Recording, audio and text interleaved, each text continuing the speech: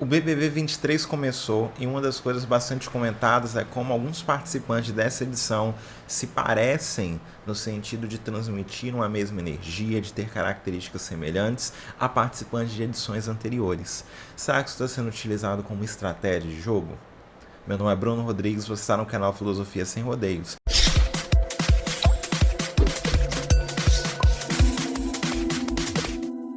Este não é um canal, não é um portal de notícias sobre Big Brother, mas pretendo trazer alguns elementos do Big Brother para analisar questões filosóficas, para discutir pontos interessantes. Te convido a vir comigo, analisa essa reportagem do Correio Brasiliense.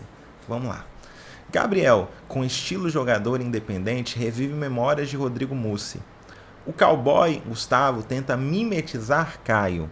Fred faz a linha Good Vibes, que lembra a boa fase de Pedro Scooby. Marília apostou na presença segura de Nayara Azevedo e Bruno esbanjou toda a autoestima que o público já viu em Gil do Vigor. Olha que interessante. Esse último, inclusive, é o que tem sido mais comentado, de como que o Bruno parece realmente a meter uma energia semelhante à passada ali por Gil do Vigor. Só que, será que isso realmente é uma estratégia de jogo? A gente pode classificar assim? Bom, é possível. O portal Correio Brasiliense ele já está dizendo, já está argumentando nesse sentido. Olha, isso aí é uma estratégia de jogo, na medida que diz, olha os verbos que são utilizados. Maiara apostou, Gustavo tenta mimetizar, né? Até usou uma palavra até que a gente usa pouco, né? Mas vem exatamente dessa ideia de imitação, de mimesis do grego. Mas o portal ele coloca essas atitudes como atitudes deliberadas, como atitude assim, não, o cara decidiu usar isso como uma estratégia. Mas, será que é mesmo? Vamos pensar o seguinte, a gente realmente se utiliza de muitas referências ao longo da nossa construção, da construção do nosso eu. Eu, me colocando como exemplo, eu como professor de filosofia, eu não imito propriamente uma pessoa, mas muito do meu jeito de dar aula é meio que uma colcha de retalhos de muita coisa que eu vi e achei interessante na carreira docente, por exemplo. Então, na minha formação, muitos professores me inspiraram. Conforme eu fui vendo essas inspirações, eu fui pensando, poxa, aquela característica legal, aquela outra também interessante, e eu meio que junto um pouco disso na construção da minha prática. É muito comum que a gente utilize isso, copie alguma coisa de algum case de sucesso, tente usar com inspiração, uma influência, e ao longo da nossa vida, a construção do nosso eu é muito formado, né, pelas pessoas ao nosso redor, por aquilo, pelas nossas vivências, né? Muitas vezes, quantas vezes a gente estando em contato, né, com um determinado grupo de amigos, a gente começa a se parecer com aquele grupo, né? A nossa construção, a construção do nosso eu passa muito por esse processo, né, de aprendizado com os outros. E, claro, nós podemos usar ali a imitação como uma estratégia, você pensar, poxa, aquilo ali, mas a identificação ainda tem um conceito mais interessante aqui. Muitas vezes nós acabamos nos apropriando de uma coisa do outro, mas que nós identificamos como interessante e aí a gente vai e agrega isso para a gente. Agora vamos tentar pensar num outro argumento ali diverso, além daquilo que o Correio Brasiliense está dizendo. Vamos tentar pensar diferente. Será que é realmente um ato de imitação? Talvez não.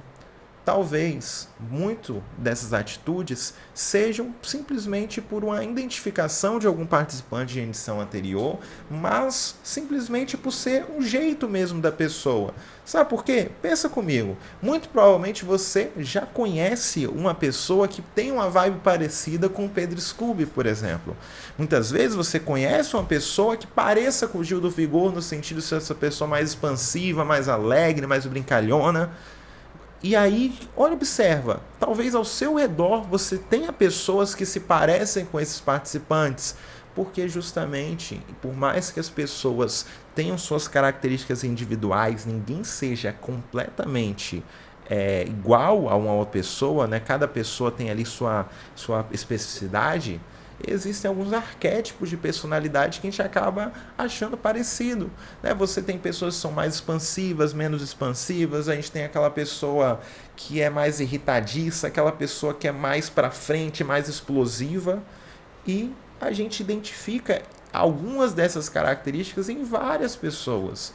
Então, uma pessoa que passa uma energia não necessariamente uma outra pessoa que vai passar uma energia semelhante, ela vai estar copiando, vai usar aquilo como uma estratégia, por mais que sejam pessoas que se conheçam. E aí, nisso a gente tem que pensar também na seleção que o programa faz. O programa, ele busca, em certo sentido, buscar pessoas diversas. Pessoas com características, com jeitos de ser muito diferentes. Então, ao selecionar essas pessoas diferentes, muitas vezes os mesmos arquétipos que já apareceram anteriormente, eles podem retornar aqui. Porque é inevitável, você tem 22 participantes, você pensando ali, por mais que com certeza pessoas sejam diferentes, existem características centrais que muitas vezes vão remeter a outras pessoas. Porque muitas características centrais que são compartilhadas por muitos. Então, você tem aquele amigo mais alegre, mais expansivo, muito provavelmente você conhece outras pessoas que, por mais que tenham suas diferenças, também passem uma energia semelhante. Então, pense sobre isso, né? Não necessariamente pode ser uma estratégia, não digo que não é, mas eu só quero propor aqui esse outro jeito de pensar. Beleza? Espero que você tenha gostado. Tamo junto. Em outro momento nós trazemos mais reflexões. Abraço, até mais.